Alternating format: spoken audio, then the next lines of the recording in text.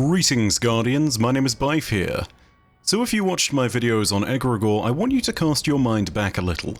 Do you remember how Eris described the different structures that they linked, and how the pyramids, the Glycon, and the Leviathan were all linked with a point out in deep space? Today, that's kind of what I want to discuss by proxy. I want to talk about the potential for future destinations in Destiny, and in particular, I want to focus on the idea of worlds that are completely overrun by the Witness's forces and overrun, more generally, by darkness. There are a few hints that we get to the idea that planets exist out there, and with the newly spaceborne Helm at our disposal, I believe it's entirely possible that we may see more of them soon. Whether they're barren wastelands devoid of light and life, or frozen wastes dotted with temple constructs, or even whole worlds filled with Egregore, there's some serious possibilities for what we might see on a world that has been engulfed by darkness. So when talking about the worlds ruled by darkness, I think there are some pretty obvious stereotypes that might come to mind. One might think of an entire planet that's sort of like the Dreadnought around Saturn. One might think of the icy world of Europa. One might think of the moon and the hive structures that extend all the way deep into the ground. The thing is that we're not really talking about any of these worlds today. I want to talk about things that we've never seen before. We've only heard of them. But let's talk about what people might typically conjure in their mind's eye first. So, go ahead, think for a second about what a darkness planet might look like. I bet that at least a few of you have conjured up a pretty apocalyptic image. And you know what? I don't think you'd be completely wrong. The ideas of a roiling hellscape and barren wastelands might fit with the domain of the darkness and the Witness quite well. After all, the sword logic demands death and the survival of the fittest and fewest. Surely the ideal world for the Witness is one where only it exists. This is the archetypal image that might be conjured, and to an extent it does hold up, but it's worth noting that the idea of what a darkness world could be can still go much, much deeper. Also remember that we've technically not seen any world that strictly follows that definition of what a world ruled or created by the Witness would be, so I'd hold your horses on that definition. So okay then, what worlds seeped in darkness are there that we haven't seen? I think the first and most obvious would be one from this season that was mentioned, a planet that's been absolutely covered in Egregore. For those of you that missed it, the Egregore fungus is what's been covering the Leviathan. It's also what allowed Calus to transfer his consciousness into the lunar pyramid this season. The spores extend one's consciousness into a distributed mycelial network that spans across the stars. This is where the real mystery of it all begins, but it's also where we can start to see our most recent and most tangible example of a world covered in darkness that might be ruled by the Witness. Take a listen to what Calus said about the origins of these Egregore spores you find on the Leviathan. I have become quite attached to this fungus since I discovered it on a world far from yours. It grew in great forests across the planet. Even here, infinitely far from where the first spore was harvested, they remain connected. Darkness is many things, Guardian. Many things. I'm sure Eris might find this information insightful, but I'm a bit nervous about intelligent fungus that can think across the void of space. So we know that the Egregore originates from a planet that Calus discovered or was shown, and we know that this place was absolutely covered in the stuff. This is also our first candidate for a real planet of the Witness, or of the darkness generally, and I'm going to explain why. First of all, it's worth going back to the investigations of Eris and the Drifter if you've not already. These are things that I covered in a previous video. In these investigations, Eris discovered that the Egregore formed a network of sorts, and she was able to perceive 4 key points in our system that were tied into the local Egregore network, which spans the whole of the stars. The first 2 major points were the pyramids on Europa and Luna, which have no Egregore that we can see, but which are directly linked to the control of the Witness. The 2 second minor points were the Glycon and the Leviathan, which are both totally infested with egregore. All 4 of these points, the 2 pyramids, the Leviathan, and the Glycon, all linked back to a single major point in the mycelial network that was beyond the reaches of the system. The fact that they link in together with the pyramids is our first clue as to the nature of this origin point, and hint to us that this is very much in the controlling grasp of the Witness. But then we need to look at the nature of what egregore does. Egregore melds consciousness by opening one's mind to the overriding consciousness of the Witness. It allows the Witness to push deeper into one's psyche given the chance, and gives one clarity over the Witness's goals if you extend your consciousness back. This season seems to push us towards the idea that the Witness uses egregore as a form of psychic pathogen that is used to indoctrinate its followers. The evidence for this is all very much inferred, but the sense of it is there. If you run the Duality Dungeon and go after the repressed memories of Callus, you will hear lines such as, "The Witness opened its mind to me," and "The Witness's voice is so strong now, I hear it clearer than my own. I understand now what true paracausality is," and "To understand the final shape, I must become more than myself." These lines don't offer concrete confirmation, but they definitely lend to that sense of the Witness being able to overpower its followers with the force of its own will. Furthermore, egregore is known to be able to create a greater degree of physical transformation, which we could see on both the Leviathan and the Glycon, and it's even implied that Callus is undergoing some of this physical transformation. Both of the Cabal vessels were infected with the egregore, and consequently, when darkness energies were involved, saw different sections of their ship being rearranged. Bits of the exterior hull, for example, ended up in the lower decks of the Leviathan. This changing nature of egregore further hints to the nature of its properties as something that can be changed like this and can morph into whatever the Witness desires or whatever is in accordance with the final shape, perhaps. The fact that all this growth and change is accomplished through death is another stark reminder of the link that these fungi have to the darkness. All of these factors seem to coherently make the egregore a prime resource for the Witness, something that can spread across worlds and that can be used as an intelligence gathering tool or as a means of psychic manipulation. It also feeds from death or dead bodies, which is why the Witness is so likely to encourage it. It is able to survive in a brutal environment and relies on the death of others, thus proving its own strength. And so, we come to that returning conclusion that the first real darkness planet would be that world that's covered in egregore. But what might that ecosystem look like? To hazard a guess, I would imagine it would be a planet of total carnage. You see, the egregore needs death in order to grow in abundance. Callus made the Leviathan all distorted and infested with egregore when he slaughtered both the remaining loyal guardians on board and many of his loyalist soldiers, whose deaths all fueled the rise of the terrible fungus. Now, I want you to imagine what a whole planet of this stuff would need to sustain it. The amount of death required to sustain whole planets and forests worth of egregore would be immense, but it also needs to be sustainable and to die regularly, otherwise the egregore itself will die off. This is a planet where life exists, but it has to be strong and it has to live fast. I imagine that the egregore's existence then hints to the ecosystem of creatures that are highly fertile and replace themselves extremely quickly. They rise to maturity with exceptional speed and die in conflict a lot. Such a place would also be a worthy exemplification of the Sword Logic's principles in a microcosm, and it might be impossible to conquer such a world given that everything on the planet would be trying to eat you alive.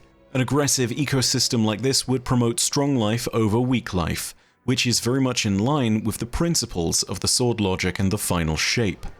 So if we do ever hear of such a planet, and if we do ever head there, expect everything to be vicious, at our throats, and surrounded by egregore, potentially even egregore that has been closely influenced by the Witness itself.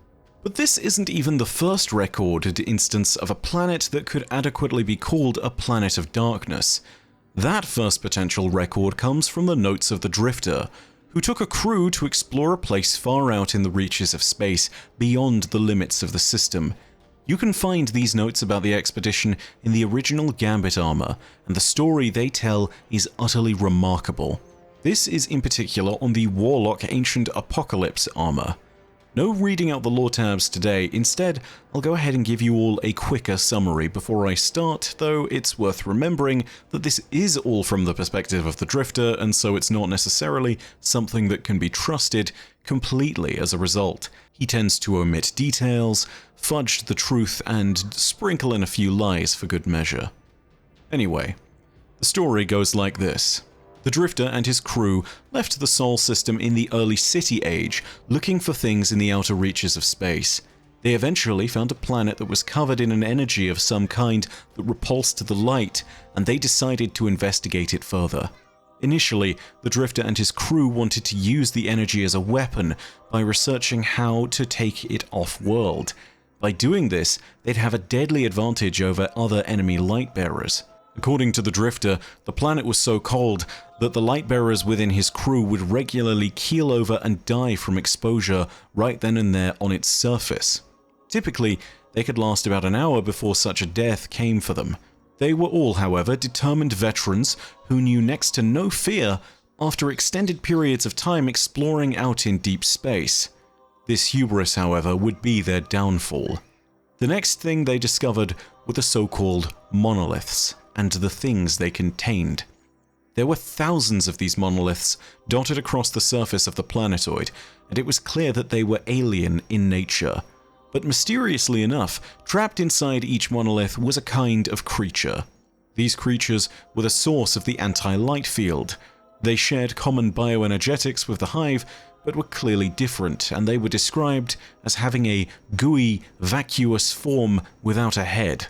Whilst the Drifter and his crew were at first ecstatic at finding the source of the anti-light fields, their celebrations would soon turn to panic. Whilst there must have been well over 1,000 monoliths on the planet, each one containing such creatures, there were also more creatures that were not contained. They roamed the planet's surface and ended up being fatal to some of the Drifter's crew. One of them died in their sleep, which in itself wasn't uncommon for such a cold place, but when their ghost went to resurrect them, they found no such success. The Lightbearer's light had been silenced by one of these creatures, and suddenly the tables had been turned on the crew. It perhaps shows the true colors of the Drifter and his companions that when this moment occurred, their first thoughts pivoted to the simple premise that they had simply got to get one of these creatures off of the planet somehow. It shouldn't be a surprise that this stupid goal was accompanied by a lot of tension. The team resolved to move into one of the monoliths to facilitate the capture of one of these creatures, but another Lightbearer with the crew and their ghost died in their sleep. Light suppression had prevented yet another from returning to life. The remaining members of the crew were understandably vexed. The Drifter and his crew were looking to contain the creatures and were hoping to replicate the technology that had frozen the creatures within the monoliths. It's not confirmed, but I think it's entirely possible that this was actually the power of stasis. The important takeaway from such a thing, though, is that the crew had no such luck in replicating the freezing conditions that they had found the contained creatures within. Whilst it was never confirmed by any of the crew members, they began to blame each other for drawing the creatures so close to the camp and killing the others off.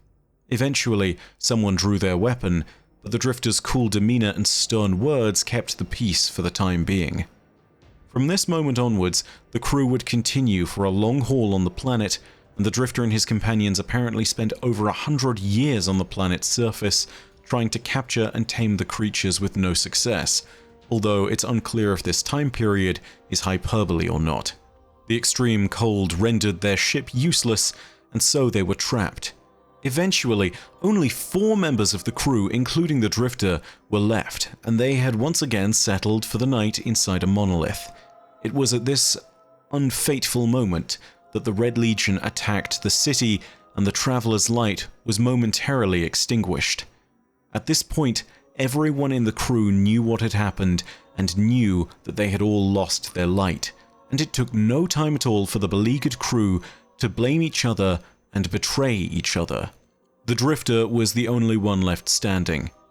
In those moments when the light left them, though, the creature at the center of the monolith reportedly seemed to be staring right back at them. Although whether this was the paranoid imaginings of a fatigued crew or a genuine realization of what had just happened is still up for debate. Either way, the Drifter was sure to give it the middle finger as he left. This is the only such report of this planet, and whilst a lot of the Drifter's reporting is suspect, I think this entry always has me fascinated. This barren wasteland of ice and snow, and these creatures either freely roaming or trapped within the monoliths, literally emitting a light-suppressing field, seems like it provides a very clear connection to the powers of the darkness, and maybe to the Witness. Whether they are attached to darkness as a neutral force or to the Witness as a force of evil is unclear at this point, but I think it's worth remembering that if this world is bathed in darkness, the Witness would probably easily find purchase here.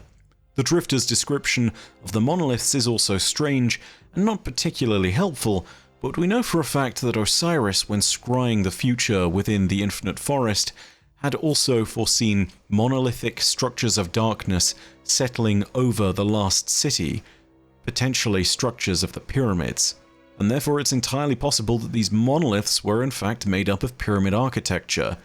It doesn't seem impossible considering that some such structures do exist, and one could easily imagine such structures being similar to the ziggurat that we found on Europa and learned our stasis powers from. This link is made all the more fascinating by a note from the Drifter this season. He states that he found his egregore samples, those that you can see before the beginning of a Gambit match, out on an icy little nothing in the middle of nowhere that doesn't have a name and that we don't want to go back to.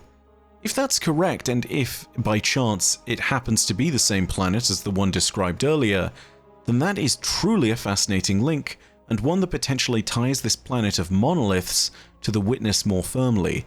This, of course, goes without noting that these creatures seem to be very much in keeping with the principles of darkness and sword logic. Their hunting style is ruthless, simple, but efficient, and they survive in a harsh world seemingly with little effort. They seem to be creatures of darkness by definition, and they are strong enough to survive in such harsh places. So I think it's pretty clear that that might well be another planet of darkness, and that it might make sense for it to be under the Witness's control as well. These are two very clear examples of worlds that seem to be potentially controlled by the Witness, or at very least would have a strong influence with dark power. But this isn't to say that they're the only places the Witness controls. One only needs to look to the Black Garden and the other planets that have been abducted by the Witness to see further the nature of its infection. These are just quick looks at the potential for darkness planets based on what we've heard, but we should be well aware that there are clearly many more out there that we have yet to see. We know even less about the throne from which the Witness commands its forces than I think we'd like, and should we ever see that world, I imagine we would see the true face of the sword logic. But that's all from me for now. I hope you enjoyed this video. Again, please give further commentary on what the audio is like. I'm still looking for more input. We're trying a few bits and pieces here and there. We've changed more microphone settings. If this sounds good, that's excellent. If not, please let me know so I can continue to make some fixes and changes. Hopefully all of this sounds good. Of course, if you enjoyed the video, go ahead and leave a like and let me know down below in the comments section. What do you think we'd see on a world that is consumed by darkness and commanded by the Witness? Also, do note that if you want more Destiny lore content, go ahead and hit subscribe and the bell next to subscribe to turn on those email notifications. But as per usual, know that your viewership is quite enough for me, and that in the meantime, my name is Byf. Per audacia ad astra. I'll see you, Starside.